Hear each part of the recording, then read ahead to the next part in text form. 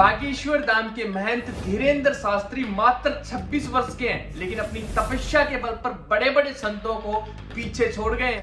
लेकिन क्या ये मुमकिन है? 26 वर्ष का नौजवान बालाजी महाराज का इतना बड़ा भक्त बन गया कि बालाजी महाराज धीरेंद्र शास्त्री को किसी भी रैंडम व्यक्ति का आने वाला कल और बीता हुआ कल सब बता देते हैं।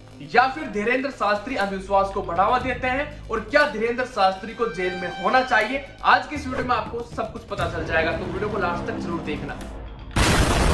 बागेश्वर धाम के महंत धीरेंद्र शास्त्री दरबार लगाते हैं, जहां पर हर रोज हजारों लोग आते हैं और रोज वहां पर नए नए चमत्कार होते हैं। नाम शकुंतला देवी है, गर्भाशय में दिक्कत है, कैंसर नामक रोग हुआ, गंभीर हालत है, तीसरे स्टेज का है, डॉक्टर को दिखवा लिया, आराम में। अब चमत्कार क्या है? ये मेहनती किसी भी रैंडम व्यक्ति का नाम, उसके घर वालों का नाम, घर में समस्या क्या है, उसे बीमारी क्या है, ये सब बता देते हैं। हाँ, और वो भी उसके बिना बताए। पर अगर तुम महंत जी से पूछो कि आप चमत्कारी हो, तो वो ये बोलते हैं, कह सकते हैं कोई अंतर्यामी नहीं है, और हम कोई भी अंतर्यामी नहीं है। ऐसा कोई जो है अंतर्यामी होने का आज तक हमने दावा नहीं किया। अंतर्यामी सिर्फ परमात्मा। धीरेंद्र शास्त्री जब पर्चा बनाते हैं तो उसमें ज्यादातर वही बातें लिखते हैं जो एक साधारण बाबा लिखता है, कि घर में कलेश है, घर में अशांति है, जो परमानेंट चाहते हो और शारीरिक रूप से अस्वस्थ हो, सारे मिलके हमको पागल बना। लेकिन क्या धीरेंद्र शास्त्री पुलवामा हमले के बारे में बता सकते हैं? क्या धीरेंद्र शास्त्री सुशांत सिंह राजपूत के बारे में बता सकते हैं? क्या धीरेंद्र शास्त्री प्राकृतिक आपदाओं के बारे में बता सकते हैं? क्या धीरेंद्र शास्त्री अनएम्प्लॉयमेंट के बारे में बता सकते हैं? क्या धीरेंद्र शास्त्री भारत की गरीबी कब खत्म होगी ये बता सकते हैं? अगर हाँ बता सकते हैं तो फिर बताइए। किसी व्यक्ति के मन में क्या चल रहा है उसे बिना बताए किसी पर्चे पर लिख देना, बेसिकली उसे माइंड रीडिंग बोलते हैं। लेकिन नॉर्मली आपको चमत्कार लग सकते हैं, पर सुहानी साहब भी अपनी ऐसी दुकान खोल सकती है। So, because I don't get anything from you, this is a real guess. Is your last digit also a 0? Exactly. It is. So 874400. Yes. And that's the digit.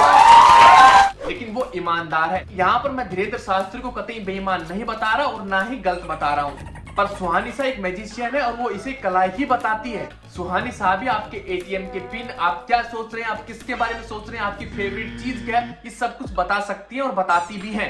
तो आप यूं समझ लीजिए कि चमत्कार दो प्रकार के होते हैं, एक तो कॉमर्शियल चमत्कार और दूसरे धार्मिक चमत्कार।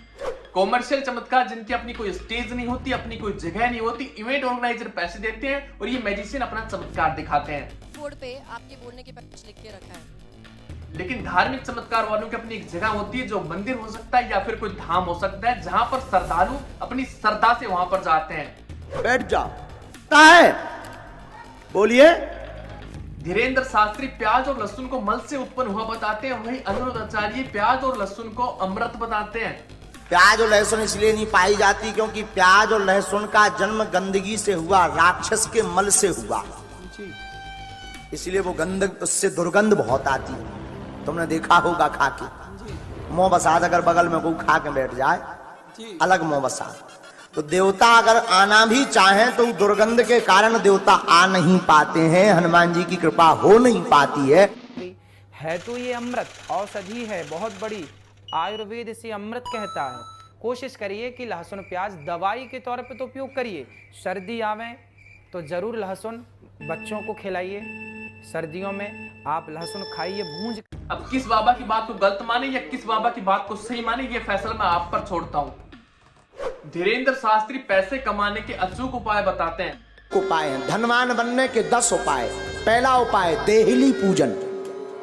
रोज अपने दरवाजे की देहली को साफ करके रखो, पवित्र करके रखो, और देहली पे गऊ के गोबर से जरूर, पहले के जमाने में माताएं उरेन डालती थी, उसको जरूर डालो।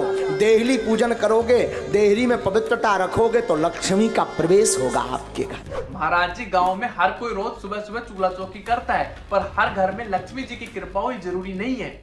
और भी महाराज जी काफी कंट्रोवर्सी क्रिएट करते रहते हैं, पर मैं ज्यादा कुछ कहूंगा नहीं। बस मैं इतना ही कहूंगा कि मैं भारतीय हूं और मुझे गर्व है कि मैं हिंदू हूं। अगर कोई भारतीय धार्मिक संस्कृति को बढ़ावा देता है तो अच्छी बात है, पर अंधविश्वास ना फैलाएं। और अगर आपको धीरेंद्र शास्त्री के पास जाने से लाभ होता है तो जरूर जाइए, मुझे कोई आपत्ति है नहीं।